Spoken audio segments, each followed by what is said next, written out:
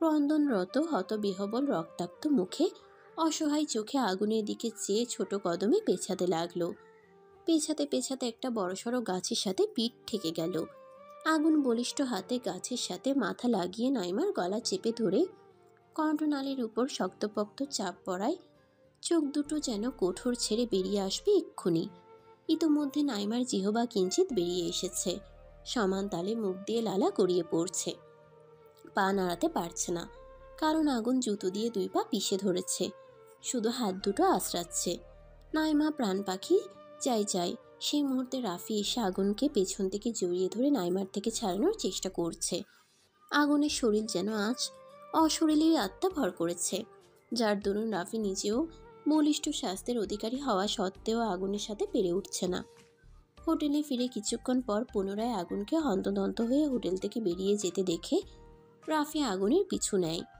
আগুন নাইমার কথোপকথন রাফির কানে পৌঁছেছে। রাফির মা ফোন করায় সে ওদের থেকে একটু দূরে দাঁড়িয়ে মায়ের সঙ্গে কথা বলছিল। কথা শেষ করে ফিরে এসে দেখে যা অঘটন ঘটার ঘটে গিয়েছে। অনেক চেষ্টার পর নাইমার থেকে আগুনকে সরিয়ে নিতে সক্ষম হলো রাফি।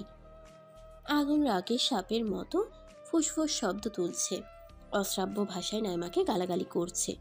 রাফি আগুনকে শান্ত করতে বলল, স্যার, ভাবি তো অসুস্থ, সে রুমে একা আছে, তার আপনাকে প্রয়োজন।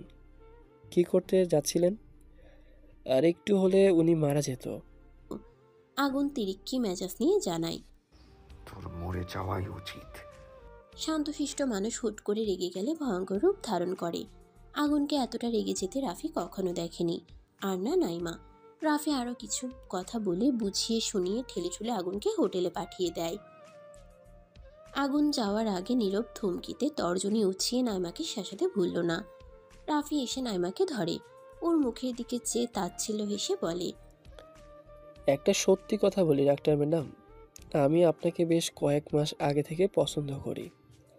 আগুন স্যার চাকরিতে জয়েন হওয়ার পর থেকে কলেজে আপনার আনাগোনা ছিল, তখন আপনাকে দেখে ভালো লেগে যায়। আমি প্রথমে মনে করেছিলাম আপনারা দুজন দুজনকে ভালোবাসেন, তাই আপনাকে মুখ ফুটে আমার মনের কথা বলার সাহস পাইনি। পরবর্তীতে বুঝতে পারলাম আপনি আগুন স্যারকে পছন্দ করলেও সে আপনাকে করে না। আর আজকে যা নিজের চোখে দেখেছি, যতটুকু নিজ কানে শুনতে পেলাম, এতে একটা ব্যাপার ক্লিয়ার, আগুন স্যারের জীবনে আপনার কোনো অস্তিত্ব নেই।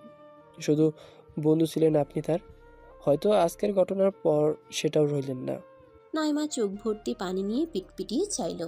রাফি মুচকি হেসে পুনরায় বলল, আপনার আজকের কাজের জন্য আমার মনে আপনার জন্য যে সম্মান ছিল, সেটা নিমিষে ধূলিসাৎ হয়ে গিয়েছে। ওই ছোট্ট মেয়েটাকে আপনি মারতে চাচ্ছিলেন, যাককে আপনি আমার প্রথম অনুভূতি, যা আমি চাইলেও কখনো ভুলতে পারবো না। তবে আমি মনে প্রাণে চাইব আপনার মতো টস্কিক টাইপের মেয়ে যেন কারো জীবন সঙ্গী না হয়, কারো ভাগ্যে যাতে আপনার মতো মেয়ে না জোটে। কাউকে ভালোবাসা অন্যায় না, ভালোবেসে পাগলামো করাটাও ভুল না, কিন্তু একতরফা ভালোবেসে রাগের বশে কারো ক্ষতি করা চরম অন্যায়।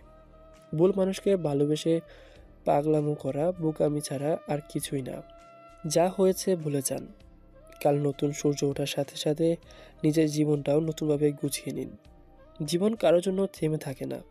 আশা করি আপনি পারবেন নিজেকে সামলে নিতে। হোটেলের দরজা খুলে ভেতরে প্রবেশ করলো আগুন। দরজা লক করে হাতে থাকা প্যাকেট বিছানার পাশে ছোট্ট টেবিলে রেখে পুরো রুমে নজর বুলালো। থেমে থেমে নাক টানা শব্দে সেদিকে ঘুরে চাইল। মোম ফ্লোরে পা ছড়িয়ে খাটের কোণার সাথে হেলান দিয়ে বসে আছে। দরজা খোলার শব্দে ঘাড় ঘুরিয়ে এদিকে তাকায় মোম। আগুনকে এক পলক দেখে মুখ ফিরিয়ে নিল। একদম কথা বলবে না লোকটার সাথে, খারাপ লোক, মোমকে ব্যথা দিয়েছে। আগুন নিঃশব্দে এগিয়ে এসে টুক করে কোলে তুলে নিল। মোম হকচকিয়ে যায়।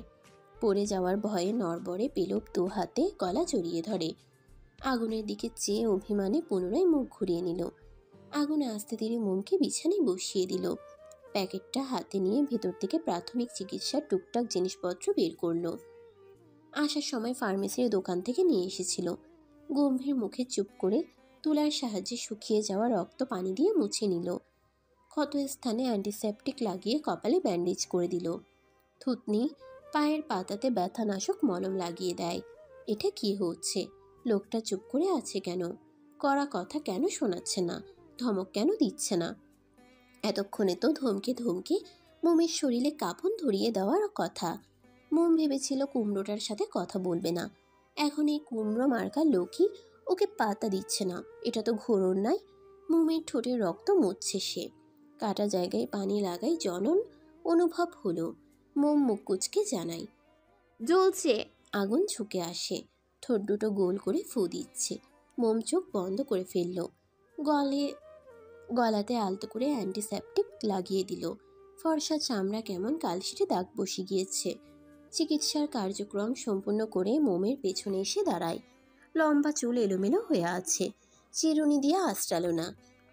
হাতের আঙ্গুল চালিয়ে আলতো করে গুছিয়ে দিয়ে খোপা বেঁধে দিল। চিরুনি দিয়ে আঁচড়ালে চুলে টান পড়বে, তখন মাথায় ব্যথা পেতে পারে। খোপার বয়স 1 মিনিটও হতে পারল না, তার আগেই খুলে গেল। মোমের হাসি পেল। অধর ছড়িয়ে হাসতে না পারলেও অধর চেপে মিটিমিটি হাসল। আগুন প্রকুচকে তাকায়। মোম তুরন্ত মুখভঙ্গি স্বাভাবিক করে ফেলে। আগুন ব্যাগ হাতড়িয়ে ছোট্ট একটা হেয়ারব্যান্ড পেল, সেটা দিয়ে কোনো রকম ঝুঁটি বেঁধে দিল। রুটি ছিঁড়ে মোমের মুখের সামনে ধরল। মোম মৃদুস্বরে বলে, গলা ব্যথা করছে, ঢোক গিলতে কষ্ট হচ্ছে, এগুলো খেতে পারবো না। আগুন উঠে দাঁড়ায়, ফটাফট বাইরে চলে যায়। কিছুক্ষণ পর হাতে স্যুপের বাটি নিয়ে ফিরে আসে। গরম গরম স্যুপ চামচ দিয়ে তুলে ফু দিয়ে ঠান্ডা করে মোমের ঠোঁটের সম্মুখে তুলে ধরে। মোম ঠোঁট ফাঁকা করে খেতে চেয়েও থেমে গেল। আপনি খাবেন না? রাতের ঘুটঘুটে আধার সরে গিয়ে সকালটা ধীরে ধীরে জাগ্রত হয় তার রোজকার নিয়মে। ভোর পাখিরা মিষ্টি সুরে কলকলিয়ে গান গাইতে শুরু করে তখন। এই ভোর পাখিদের মতো ধরিত্রীর বুকে এক চঞ্চল কিশোরী সকাল সকাল উঠে চিৎকার চেঁচামেচি শুরু করে দিয়েছে। আগুন তড়িঘড়ি করে দৌড়ে আসে। সে ব্রেকফাস্ট আনতে নিচে গিয়েছিল। মোমের চিৎকারে ব্রেকফাস্ট না নিয়েই মাঝপথে থেকে ছুটে আসে। উত্তেজিত কণ্ঠে শুধায়, কি হয়েছে? চিৎকার করছো কেন? শরীরের কোনো অংশে ব্যথা শরীরের কোনো অংশ ব্যথা করছে কি? মোম কটমট করে জিজ্ঞেস করলো। আমার গায়ে পোশাক পাল্টেছে কে? গায়ে তো অন্য জামা ছিল। আগুন গম্ভীর কণ্ঠে বলে। আমি তোমার ড্রেস চেঞ্জ করছি। মোম চোখ বড় বড় করে শুধালো। আপনি করেছেন? কেন করেছেন? কেন করবো না? কালকের জামায় রক্ত লেগেছিল, সেটা পরে থাকতে নাকি? মোম কাঁদো কাঁদো গলায় বলল। তাই বলে আপনি আমার জামা পাল্টে দিবেন? আগুন চোখ ছোট ছোট করে তাকায়। রাশ ভারী গলায় বলল, আমি ছাড়া এখানে আর কে আছে যে তোমার ড্রেস চেঞ্জ করবে? মোমের মুখটা চুপসে যায়। বার কয়েক পলক ঝাপটায়। কখন করেছেন? রাতে যখন তুমি ঘুমিয়েছিলে। আপনার এত কষ্ট করার কি দরকার ছিল? আমাকে ডাকলে আমি নিজেই জামা পাল্টে নিতাম। আগুন ফোঁস করে শ্বাস টানে। গমগমে গলায় বলে, একটু সুস্থ হয়েছো কি হওনি তোতা পাখির মতো বলি আওড়ানো শুরু করে দিয়েছো। মোমের ব্যথা আগের তুলনায় অনেক কমে গিয়েছে, তবে আঘাত পাওয়া স্থান এখনো তরতাজা। আঘাতের জায়গায় চারপাশের চামড়া কুঁচকে জটলা বাঁধতে শুরু করে দিয়েছে। আশা করা যায় খুব শীঘ্রই ক্ষতস্থান শুকিয়ে যাবে। মরা চামড়া উঠে গিয়ে স্বাভাবিক চামড়ায় দেখা মিলবে। মোম চঞ্চল কণ্ঠে ঠোঁট উল্টে জবাব দিল, আপনি কি চান আমি চুপ করে থাকি? আমার কি বাক স্বাধীনতা নেই? আমি কথা বলবই। আমি তো আর আপনার মতো কুমড়ো মার্কা লোক না যে সারাক্ষণ গম্ভীর মুখে বসে থাকবো। আগুন বিরক্তিকর মুখভঙ্গিতে বলে, এইসব লেম কথাবার্তার জন্য এখানে চিৎকার করছিলে? কুমড়ো মার্কা লোক মানে? কী সব ভাষা বলো তুমি? কার থেকে এসব শিখেছো? আর আমি তোমাকে বাক স্বাধীনতা দেই না বলছো? আচ্ছা বলো, তোমার যতক্ষণ মন চায় একা একাই বক বক করো, আমি চললাম। আগুন আর এক মুহূর্তও দাঁড়ালো না, খ্রস্ত পায়ে প্রস্থান করলো। মোমের ওষ্ঠ কিঞ্চিত ফাঁকা হয়ে গিয়েছে। ব্যাপারটা কি হলো? আগুন কি তাকে ইনডিরেক্টলি অপমান করলো? মোমকে কিছু বলতে না দিয়ে এভাবে ভাব নিয়ে চলে গেল। আশ্চর্য লোক তো। মোম নেংচি কাটে, বিড়বিড় করে আগুনকে বকে দেয়। হোটেলের সিঁড়ি দিয়ে নিচে নেমে রাফিকে একা দাঁড়িয়ে থাকতে দেখে আগুন তার নিকট এগিয়ে যায়।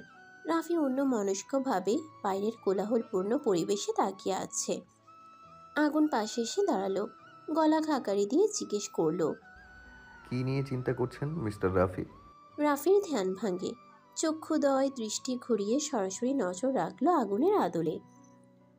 আগুন ভ্রুকুচকে চেয়ে আছে। রাফি স্মিত হেসে জানালো, কিছু নিয়ে চিন্তা করছিলাম না। ভাবির শারীরিক অবস্থা কেমন? আগের থেকে বেটার। একটা কথা বলবো? দ্বিধাবোধ করছেন কেন? বলে ফেলুন। কালকে আপনাকে দেখে আমি ছেলে হয়েও ভয় পেয়ে গিয়েছিলাম। আল্লাহ, কি রাগ আপনার! ডাক্তার ম্যাডামকে ভালোই শাস্তি দিয়েছেন। বেচারি মরতে মরতে বেঁচে গিয়েছে। আগুন ভরাট কণ্ঠে বলে, নাইমার ব্যাপারে আমি কিচ্ছু শুনতে চাই না। আপনি যদি এই ঘটনাটা ভুলে যান এবং কারো সাথে এই ঘটনার কথা শেয়ার না করেন তাহলে খুশি হতাম। হ্যাঁ, অবশ্যই। আমি কারোর সাথে শেয়ার করব না। আপনি নিশ্চিন্তে থাকতে পারেন। সবাই ব্রেকফাস্ট করে ফেলেছে? জি, আমি এখনো ব্রেকফাস্ট করিনি। চলুন ব্রেকফাস্ট করে নেবেন। রাফি অধর কোণে মৃদু হাসি ঝুলিয়ে জানায়, খেতে ইচ্ছে করছে না, আপনি খেয়ে আসুন। As your wish. আগুন চলে আসার জন্য পা বাড়ায়, কয়েক কদম এগিয়ে গিয়ে থেমে যায়, পিছন ঘুরে আবার রাফির পাশে এসে দাঁড়ায়। রাফি প্রশ্নসূচক দৃষ্টিতে তাকায়। আগুন সহসা রাফিকে জড়িয়ে ধরল, পিঠ চাপড়ে সন্তুষ্টি হেসে বলল, thanks mister Rafi, I am really grateful to you. Rafi অবাক হয়ে জানতে চাইল। কৃতজ্ঞতা জানানোর কারণ? আগুন সরে আসে, গভীর দৃষ্টিতে রাফির দিকে চায়, তপ্ত শ্বাস ছাড়ে। আপনি সময় মতো না আসলে কালকে আমার ওয়াইফের ভালো মন্দ কিছু হয়ে যেতে পারতো। আই নো দ্যাট এই ছোট্ট থ্যাঙ্কসটা যথেষ্ট নয়, বাট তবুও থ্যাঙ্কস আ লট। রাফি ঠোঁট এলিয়ে হাসল, উৎফুল্ল চিত্তে বলে, ইটস মাই প্লেজার স্যার। একজন মানুষ হিসেবে আমার যা মনে হয়েছে সেটা করেছি। ভাবি আমার ছোট বোনের মতো। তাছাড়া ভাবির জায়গায় অন্য কোনো মেয়ে থাকলে আমি তাকেও হেল্প করতাম। ধন্যবাদ দেওয়ার দরকার নেই। আসছি, মোমকে ব্রেকফাস্ট করিয়ে মেডিসিন খাওয়াতে হবে। রাফি মাথা ঝাঁকালো, আগুন চলে যায়। রাফি দীর্ঘশ্বাস ছাড়ল, প্যান্টের পকেটে হাত গুজে আকাশে সাদা মেঘের দিকে দৃষ্টি রাখে। সেখানে নজরে আসছে একটা পাখি একা একা উড়ে যাচ্ছে। কোথায় যাচ্ছে রাফি জানে না। আচ্ছা, পাখিটা কি শুরু থেকেই নিঃসঙ্গ, নাকি কেউ ছিল তার সাথে? মাঝপথে এসে পাখিটাকে একা রেখে চলে গিয়েছে কি? হ্যাঁ অথবা না, উত্তর নেই রাফির কাছে। রাফিও তো স্বল্প সময়ের মধ্যে কারো মায়ায় আটকে ছিল, কারো সঙ্গ পাওয়ার তীব্র বাসনা মনে লালন করেছিল। কাউকে একান্ত নিজের করে একজন থেকে দুজন হতে চেয়েছিল, সেটা আর হলো কই। পাখির মতো সেও উন্মুক্ত ভ্রূপৃষ্ঠে একা একা ঘুরে বেড়াচ্ছে। কাল নাইমার শারীরিক অবস্থা দেখে বুকের গহীনে এক চাপা কষ্ট অনুভব করছিল। যতই করা কথা শোনাক না কেন, সত্যি এটাই, রাফি এখনও নাইমাকে ভালোবাসে। ফার্স্ট ফিলিংস ফার্স্ট লাভ বলে কথা, এত সহজে ভুলে যাওয়া যায় নাকি? কাল আতমরা নাইমাকে নিয়ে গিয়ে কাছাকাছি একটা হসপিটালে ট্রিটমেন্ট করিয়েছিল রাফি। নাইমার থেকে ফোন নাম্বার কালেক্ট করে নাইমার বাবাকে ফোন করে নাইমার অসুস্থতার কথা জানায়। কিভাবে আহত হয়েছে সে কথা বলেনি, শুধু বলেছে নাইমা অনেক অসুস্থ। রাফি নাইমাকে বাসে উঠিয়ে দিবে, আর নাইমার বাবা যেন তাকে রিসিভ করতে চলে আসে। ট্রিটমেন্ট করিয়ে নাইমাকে বাসে তুলে দিয়ে রাফি হাসি মুখে বিদায় জানায়, অতঃপর হোটেলে ফিরে আসে। আগামীকাল সকালবেলা সকলে ঢাকায় ফিরে যাওয়ার উদ্দেশ্যে রওনা হবে। সোনারগাঁওয়ে কাটানোর শুধু আজকের সময়টুকুন হাতে আছে, তাই যে যার মতো ঘুরতে বেরিয়ে গিয়েছে। যদিও সবাই ঘুরতে বের হয়নি, কয়েকজন দম্পতি আর সিঙ্গেল কয়েকজন গিয়েছে, বাকিরা হোটেলে আছে। সময়টা এখন বিকেলের মধ্যভাগ, সূর্য পশ্চিম দিকে হেলে পড়েছে, গরমের প্রখরতা কমে এসেছে। এমন একটি গোধূলি বেলায় যখন দিন কেটে যায় এবং রাত আসে, তখন প্রকৃতির মধ্যে এক অদ্ভুত শান্তি বিরাজ করে। আমাদের মনে তখন নতুন দিনের প্রত্যাশা জাগে। এই সময়টিতে জীবন যেন নতুন করে সজীব হয়ে ওঠে এবং প্রাকৃতিক সৌন্দর্য আমাদের মনে একটি গভীর অনুভূতির সৃষ্টি করে। রাত থেকে মোম হোটেলের রুমে রয়েছে, একবারের জন্যও বের হয়নি। হবে কি করে, সে তো অসুস্থ। আর আগুন তাকে এই অবস্থায় বের হতে দিলে তো? যা যা প্রয়োজন আগুন সব এনে দিয়েছে। একবার বারান্দায় গিয়ে বসে থাকে, একবার রুমে আসে, তো একবার বিছানায় শুয়ে থাকে। এভাবে এই পর্যন্ত সময়টা পার করেছে, কিন্তু এখন বাইরে যেতে ইচ্ছে করছে। কতক্ষণই বা রুমে ভালো লাগে। আগুন বিছানায় আতশোয়া হয়ে ফোন টিপছে, ভ্রুযুগল কুচকানো, নিচের ঠোঁট কামড়ে এক মনে কিছু দেখছে। মোম এসে আগুনের মাথার পাশে দাঁড়ায়। এতক্ষণ বারান্দায় দাঁড়িয়েছিল, হাত নাড়িয়ে আগুনের অ্যাটেনশন পাওয়ার চেষ্টা করছে। আগুন চোখ তুলে তাকালো না, নিজের মতো ফোন দেখায় ব্যস্ত। মোম কণ্ঠ খাদে এনে গলা দিয়ে উহুম উহুম করে শব্দ তুলল। লাভ হলো না। আগুন একবারও ফিরে তাকায়নি। এবার মোমের রাগ হলো। এমন তো নয় যে আগুন কানে কম শোনে বা তার চোখে সমস্যা, তাহলে মোমের দিকে নজর দিচ্ছে না কেন? এত ভাব দেখায় কেন লোকটা? মন ফুঁসে ওঠে। টান দিয়ে আগুনের ফোনটা নিয়ে নিল। আগুন সোজা হয়ে বসলো, বিরক্ত মুখভঙ্গিতে তাকায়। গম্ভীর কণ্ঠে বলে, ফোন নিয়েছো কেন? এদিকে দাও। না দিব না। কেন দিবে না? মোম দাঁত চেপে কটমটিয়ে তাকায়। গোমরা মুখে বলল, আমি কখন থেকে আপনাকে ডাকছিলাম, শুনতে পাননি? মিথ্যে কথা, তুমি আমাকে ডাকোনি। ডাকিনি মানে কি? হ্যাঁ, মুখের সামনে হাত নাড়ালাম, গলা খাকারি দিলাম, তবুও বলছেন ডাকিনি? আগুন ভাবলেশহীনভাবে জানায়, না, ডাকোনি। এরকম করলে কিভাবে বুঝবো? তুমি আমার মনোযোগ আকর্ষণের চেষ্টা করছো? আমি তো জানি এরকম অদ্ভুত আচরণ যারা মৃগী রোগী তারা করে।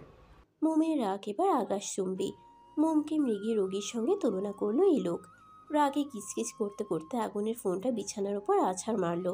নিজে বিছানায় উঠে একপাশে গুটিসুটি মেরে শুয়ে পড়ল। আগুন ফোনটা হাতে তুলে নেয়। বউটা কত লক্ষ্মী। আগুনের কতগুলো টাকা বেঁচে গেল। অন্য বউদের মতো ফোন ফ্লোরে আছাড় মারলে আজকে এই ফোনের শ্রাদ্ধের ব্যবস্থা করতে হতো। আগুন আর চোখে ওদিকে ফিরে শুয়ে থাকা অভিমানী বউয়ের দিকে তাকায়। ফোন সাইডে রেখে মিটিমিটি হেসে মোমের নিকট এগিয়ে যায়। কোমর টেনে একদম নিজের সাথে লাগিয়ে নিল। মোম ছাড়া পাওয়ার জন্য মুচড়া মুচড়ি করছে। আগুন শক্ত করে জড়িয়ে রাখলো। মোমের কানের পিঠে চুমু দিয়ে ফিসফিস করে বলল, এত রাগ ভালো না পিচ্ছি। এবার বলো, কি বলতে চাচ্ছিলে? মোম উত্তর দিল না। গাল ফুলিয়ে রুমের দেয়ালের দিকে চেয়ে আছে। কি হলো, কথা বলছো না কেন? মোম এবারও নিশ্চুপ রইল। মোমকে ঘুরিয়ে সম্পূর্ণ নিজের দিকে ফিরিয়ে নিল আগুন। কপালে আলতোভাবে চুমু খেলো। আদুরে গলায় জিজ্ঞেস করলো, বলতে বলেছি না? এরপর আমি রেগে গেলে সেটা তোমার জন্য খুব একটা ভালো হবে না। মোম মুখ কালো করে তিরিক্ষি মেজাজ নিয়ে বলে, তখন তো শুনতে চাচ্ছিলেন না, তাহলে এখন জানতে চাচ্ছেন কেন? তখন শুনতে চাইনি, এখন তো চাচ্ছি। এবার বলো। বাইরে নিয়ে চলুন, রুমে থাকতে ভালো লাগছে না, দম বন্ধ লাগছে। কোথায় যেতে চাও? আপনি যেখানে নিয়ে যাবেন কিছুক্ষণ প্রকৃতির হৃদয় জুড়ানো হাওয়া গায়ে মাখতে চাই। গলা ব্যথা এখনো আছে? অল্প। ঠিক আছে, ওঠো। আগুন মোমকে নিয়ে উঠে দাঁড়ায়। ওড়না টেনে সুন্দর করে মোমের মাথায় ঘোমটা দিয়ে দেয়। 2 ঘোমটা দেয়, যাতে গলা ভালোভাবে ঢেকে নেওয়া যায়। মোমের চোখে চোখ রেখে শান্ত কণ্ঠে আগুন বলে উঠল, মোম, তোমার সাথে ঘটা কালকের ঘটনা বাড়িতে কাউকে জানিও না প্লিজ। বাবা শুনলে ঝামেলা করবে। এমনিতে আমার সাথে তার খামোখা মনোমালিন্য আছে। মাও আমাকে কথা শোনাবে। তোমার খেয়াল রাখতে পারিনি কেন সেটা নিয়ে। তারা জানতে পারলে তোমার বাবা মাকে ব্যাপারটা জানাবে। তখন তোমার বাবা মা কষ্ট পাবে। বলবো না। আগুন কিঞ্চিত মুচকে আসলো। মোমের গালে ঠোঁট ডুবিয়ে চুমু খেলো। নাকে নাক ঘষে কোলে তুলে নিল। দরজা খুলে সিঁড়ি দিয়ে হাঁটা ধরল। মোম হতভম্ব হয়ে গেল। আগুনের টি শার্ট খামচে ধরে অবাক হয়ে চেয়ে রইল। তড়িৎ বেগে মৃদু আওয়াজে চেঁচিয়ে বলল, কোলে নিয়েছেন কেন? নামান বলছি। আগুন হাঁটতে হাঁটতে জবাব দিল, তুমি কি এখন পায়ে জুতা পরতে পারবে? তবে এক পায়ে। অন্য পায়ের পাতার উপরে চামড়ার ক্ষত তো এখনো শুকায়নি। জুতার বেল্ট গেলে সেটার ঘর্ষণে টান ধরা চামড়া উঠে গিয়ে নতুনভাবে ক্ষত সৃষ্টি হতে পারে। আর জুতো ছাড়া খালি পায়ে হাঁটলে পায়ের তালুতে পাথরের ছোট্ট খণ্ড অথবা রাস্তার কাঁচের টুকরো ঢুকে আবার ব্যথা পাবে। আমি তো রাস্তায় যাব না। নিচে তো যাবে। তো এখানে কিছু আছে নাকি? থাকতেই পারে, অবিশ্বাসের কিছু নেই। আমি তোমাকে নিয়ে আর কোনো রিস্ক নিতে পারবো না। মোম অসহায় মুখভঙ্গিতে বলল, নিচে আপনার স্যারেরা থাকতে পারে, তারা কি ভাববে বলুন তো? দয়া করে নামিয়ে দিন। নামিয়ে দিব, তবে নিচে গিয়ে। আমার কথাটা শুনুন। মাই কোমল মতে, ডোন্ট বি এক্সাইটেড। আমি এতটাও ম্যানারলেস মানুষ না যে প্রিন্সিপাল এবং সিনিয়র স্যারদের সামনে বউকে কোলে করে রাখবো। তাহলে নামিয়ে দিচ্ছেন না কেন? দিব তো। ওই দেখো, কয়েকজন স্যার টেবিলে বসে আড্ডা দিচ্ছে। ওনাদের থেকে কিছুটা দূরে নামিয়ে দিব। তখন হেঁটে যেও। তুমি পায়ে ব্যথা না পেলে আশেপাশে আরেকটু ভালোভাবে ঘুরিয়ে নিয়ে আসতাম। মোম তাকিয়ে দেখল ওদের থেকে অনেকটা দূরে মাঠের মতো একটা জায়গায় স্যাররা বসে আছেন। সেখানে কিছু সংখ্যক টবের মধ্যে ফুল গাছ লাগানো, কয়েকটাতে ফুল ফুটে আছে। জায়গাটাতে অনেকটা স্নিগ্ধতা ছড়িয়ে রয়েছে। বিকেলের সময় বলে দেখতে চমৎকার লাগছে। মোমের মন পুলকিত হলো। খুশিতে দন্তপাটি বের করে হালকা হাসল। কাঁধে রাখা হাত উঠিয়ে আগুনের গলা পিছিয়ে ধরল। পলক্ষীনভাবে চেয়ে রইল আগুনের গম্ভীর হয়ে থাকা মুখশ্রীতে। কপালটা অল্প কুঁচকে আছে, গভীর চোখ দুটো ভাসা ভাসা, কিঞ্চিত উঁচু গোলগাল নাকটা কত সুন্দর। নাকে বিন্দু বিন্দু ঘামের ক্ষুদ্র ফোঁটা দেখা যাচ্ছে। ঠোঁট দুটো যেন আর্ট করা। চাপ দাড়ি যুক্ত ফর্সা মুখশ্রীতে গোলাপি অধরজোড়া দারুণ মানিয়েছে। লোকটার গা থেকে সবসময় মিষ্টি একটা ঘ্রাণ নাসারন্ধ্রে আসে, যেটা মোমকে মাতাল করে দেয়। মোমের মাস্টার মশাই একটু বেশিই সুন্দর। ফর্সা বলে নয়, মুখের গঠনটাই সুন্দর। মোম কি কখনো ভেবেছিল এই মানুষটা তার স্বামী হবে? কখনো কি মনে হয়েছিল তার বরটা দেখতে এতটা মিষ্টি টাইপের হবে? লোকটা কত যত্নশীল, কত ভাবে ওর জন্য। মোম তো ভাগ্যবান, সেজন্য এই কুমড়ো মার্কা লোকটাকে স্বামী হিসেবে পেয়েছে। মোম স্বস্তির নিঃশ্বাস ছাড়ল, ঠোঁট ছড়িয়ে এক ভেসে হাসল। মুখটা এগিয়ে হুট করে আগুনের খোঁচা খোঁচা দাড়িযুক্ত গালে টুপ করে চুমু খেল। সহসা আগুনের চলমান পা থেমে যায়। হতবিহব লক্ষ্মীপট ফ্যাল করে চেয়ে থাকলো মোমের দ্বিধাহীন মুখে। বিস্ময়ে চোখ দুটো বড় বড় হয়ে গেল। ঠোঁট জোড়া আপনা আপনি কিঞ্চিত ফাঁকা হয়ে যায়। মোমের কোনো ভাবান্তর হলো না, তার মুখবিবর স্বাভাবিক। ঠোঁট উল্টে বলল, দাঁড়িয়ে পড়ছেন কেন, চলুন। জিভধানা ঠোঁট বেজায় আগুন।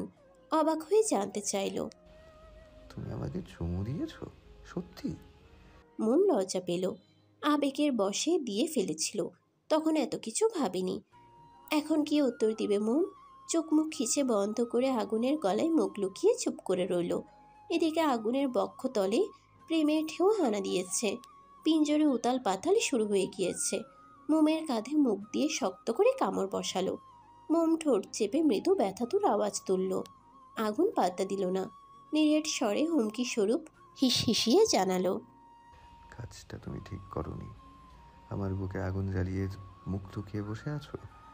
বাইরে আছি, নয়তো এর জবাব এক্ষুনি ফিরিয়ে দিতাম। টেনশন করো না, এর শোধ আমি নিবই। Just wait and watch my কোমলমতি। ট্যুরের মেয়াদ ফুরিয়ে এসেছে। সময়ের প্রহর গুনতে গুনতে দোতলা বিশিষ্ট বাস গাড়িটি ঢাকায় পৌঁছে গিয়েছে। ভোর ভোর সকলে রওনা দিয়েছিল। তারপরও ঘড়ির কাঁটা প্রায় বিকেলের কাছাকাছি এসে ঠেকেছে। বাসটি কালো রঙের ঘূর্ণায়মান চার চাকা ঘুরিয়ে ঘুরিয়ে কলেজের গেট পেরিয়ে কলেজের মাঠের মাঝখানে এসে থামল। একে একে সবাই বাস থেকে নেমে যে যার মতো নিজেদের আপন নিরে ফেরার উদ্দেশ্যে চলে গেল।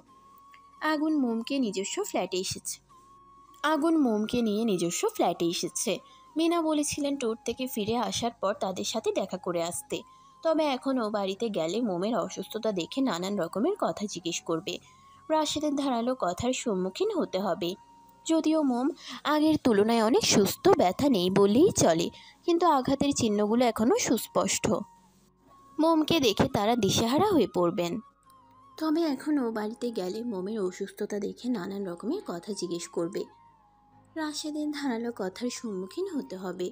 যদিও মোম আগের তুলনায় অনেক সুস্থ, ব্যথা নেই বললেই চলে, কিন্তু আঘাতের চিহ্নগুলো এখনও সুস্পষ্ট। মোমকে দেখে তারা দিশেহারা হয়ে পড়বেন। তার থেকে বরং কিছুদিন যাক, তখনও বাড়িতে যাওয়া হবে। আর কিছু একটা বুঝিয়ে মোমের আঘাতের চিহ্নগুলোর কথা জানানো যাবে। এইসব চিন্তা করে আগুনও বাড়িতে যায়নি। এমনকি প্রিন্সিপাল স্যারকে আসার সময় আগুন বলে এসেছে সে কয়েকদিন সঠিক সময়ে কলেজে যেতে পারবে না। ক্লাস সে নেবে, তবে বে টাইমে নিতে হতে পারে, কারণ মোম অসুস্থ। প্রিন্সিপাল মোমের কপালের ক্ষতটা দেখেছিলেন। আগুন জানিয়েছে রাস্তায় পড়ে গিয়ে আঘাত পেয়েছে। আগুন অযথা ক্লাস ফাঁকি দেওয়ার মতো মানুষ না, সেজন্য প্রিন্সিপাল সম্মতি প্রকাশ করেছেন। বাসায় এসে মোম ফ্রেশ না হয়েই ড্রয়িং রুমের সোফায় শুয়ে পড়ল। আগুন ফ্রেশ হতে চলে গিয়েছে। একবারে গোসল করে বেরিয়েছে। টি শার্ট ট্রাউজার পরিধান করে তোয়ালি দিয়ে ভেজা চুল মুছতে মুছতে ড্রয়িং রুমে আসে। মোমকে শুয়ে থাকতে দেখে ভ্রুকুচকে ফেলল। কাছে গিয়ে ঝুঁকে মোমের কপালে হাত রাখলো। তাপমাত্রা ঠিকঠাক। কালে হাত রেখে মৃদুস্বরে ডেকে ওঠে। মোম, শরীর খারাপ লাগছে? মোম পিটপিট করে চক্ষুদ্বয় পুরোপুরি খুলে তাকায়। মুখশ্রীতে ক্লান্তি লেপ্টে রয়েছে। না, কিছুক্ষণ বিশ্রাম নিলে ঠিক হয়ে যাবে। আগে ফ্রেশ হয়ে নাও, পরে শুয়ে থেকো। এখন উঠতে ইচ্ছে করছে না। আগুন ভরাট কণ্ঠে বলল। উঠতে হবে, ফ্রেশ হলে ভালো লাগবে। মোম অলস ভঙ্গিতে উঠে বসল। চোখে তার ঘুম পাখিরা হানা দিয়েছে। মুখটা চুপসে আছে। ডাগর ডাগর আখি জোড়া বুঝে আসতে চাচ্ছে। মেয়েটা জবরদস্তি খুলে রাখার আপ্রাণ চেষ্টা করছে। আগুন তীক্ষ্ণ দৃষ্টিতে চেয়ে তার কোমল মতির গোলগাল মুখবিবর পর্যবেক্ষণ করল। হাত বাড়িয়ে মোমকে পাজা কোলে তুলে নিল। মোম আগুনের কাঁধে মাথা এলিয়ে দিল। মেয়েটার আখিতে ঘুম লুটোপুটি খাচ্ছে। মোমকে নিয়ে আগুন সোজা ওয়াশরুমে ঢুকে গেল। কোল থেকে নামিয়ে ঝর্ণা ছেড়ে দেয়। পানির সংস্পর্শ পেতেই মোম তড়াক করে চোখ খুলে চায়। ঘুম ছুটে যায় পুরোপুরি। আকস্মিক পানি গায়ে লাগাই ভয় পেয়ে যায়। সহসা একটু দূরে দাঁড়িয়ে থাকা আগুনকে জড়িয়ে ধরে। ঠান্ডা পানি বলে শরীর কেঁপে কেঁপে উঠছে। ঝর্ণার পানি দিয়ে মোমের সাথে সাথে আগুনও ভিজে যাচ্ছে। আগুন দীর্ঘশ্বাস ছাড়ল। মোমের গায়ের পানিতে তার টি শার্ট ভিজে গিয়েছে। ব্যঙ্গ করে বলে উঠল। আগেই বলতে পারতে একসাথে গোসল করতে চাও, তাহলে অন্তত আমাকে 2বার গোসল করতে হতো না? মোম মিনমিন করে বলল। আপনি যে আমাকে সরাসরি ওয়াশরুমে নিয়ে আসবেন আমি জানতাম নাকি? ভয় পেয়ে গিয়েছিলাম। তুমি সব কিছুতে এত ভয় পাও কেন? পানির সংস্পর্শে এসেও তোমার ভয় লাগছে? মোমের থেকে আশাবাদী উত্তর পাওয়া গেল না। চুপ করে রইল সে। মোমের থেকে আশাবাদী উত্তর পাওয়া গেল না। চুপ করে রইল সে। আগুন আর কিছু বলল না। মোমকে গোসল করিয়ে পোশাক এনে দিল। আগুন গিয়ে রুমে চেঞ্জ করে নিল। আইমানের ভার্সিটির পেছনে সে পুকুর পাড়ের বেঞ্চে বসে আছে আনিকা। বসে থাকতে থাকতে মেয়েটার কোমর অসাড় হয়ে আসছে। বিরক্তিতে মাথা চাড়া দিয়ে উঠছে। অপেক্ষা করতে আর ধৈর্য কুলাচ্ছে না। বসা হতে দাঁড়িয়ে পায়চারি করতে লাগলো। এদিক ওদিক ঘাড় নাড়াচ্ছে, অথচ আয়মানের কোনো হদিস নেই। রাগের মাথা ক্রমাগত বৃদ্ধি পাচ্ছে। একটা গাছের পাশে দাঁড়িয়ে গাছের পাতা ছিঁড়তে শুরু করলো। আবার কখনো নখ দিয়ে গাছের ছাল খুঁড়তে লাগলো।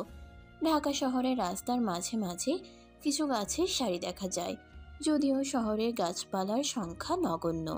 তবে এই অল্প গাছগুলোই শহরের যান্ত্রিক জীবনে খানিকটা প্রশান্তি দেয়। গাছের পাতাগুলো হালকা বাতাসে খেলে যায়, আর সেই সাথে সারিবদ্ধভাবে দাঁড়িয়ে থাকা গাছগুলো যেন শহরের কোলাহলের মধ্যে শান্তির মুহূর্ত প্রতীক। আইমান আরও কিছুক্ষণ পর আসলো। আইমানকে দেখে আনিকার আগে ফুসফুস করতে করতে বলল। কখন আসতে বলেছিলেন? আর আপনি এখন এসেছেন? দেরি করে যখন আসবেন তখন এত তাড়াতাড়ি আসতে বলার কি দরকার ছিল? আইমান হাঁপাচ্ছে। দৌড়ে এসেছে বলে নিঃশ্বাস দ্রুত গতিতে হচ্ছে। ঘন ঘন শ্বাস টানছে। ভার্সিটির ব্যাগটা কাঁধ থেকে নামিয়ে বেঞ্চে বসে পড়ল। বোতল বের করে ঢকঢক করে পানি খেয়ে শান্ত হলো। আনিকাকে ইশারায় পাশে বসতে বলল। আনিকা বসলো। আইমান ব্যগ্র গলায় বলে ওঠে। টাইম মতোই আসতে চেয়েছিলাম, কিন্তু স্পেশাল ক্লাস ছিল, সেজন্য আসতে লেট হয়ে গিয়েছে। ক্লাস না করেই চলে আসতে চেয়েছিলাম, তবে স্যারের জন্য সম্ভব হয়নি। খুব খুব সরি। ওকে, এবার বলুন কেন ডেকেছেন? কেন ডেকেছি মানে? তোমাকে দেওয়া টাইম শেষ, ভুলে গিয়েছো? না বলিনি। তো বলো, কি সিদ্ধান্ত নিয়েছো? কিসের সিদ্ধান্ত? আইমান ভ্রুকুচকে ফেলল। চওড়া গলায় শুধালো। বুঝেও না বোঝার ঢং করছো? তোমাকে ভাবার জন্য সময় দিয়েছিলাম, আমাকে ভালোবাসবে কি না সেটার জন্য। ভালো না বাসলেও প্রবলেম নেই, আমার একার ভালোবাসাই যথেষ্ট।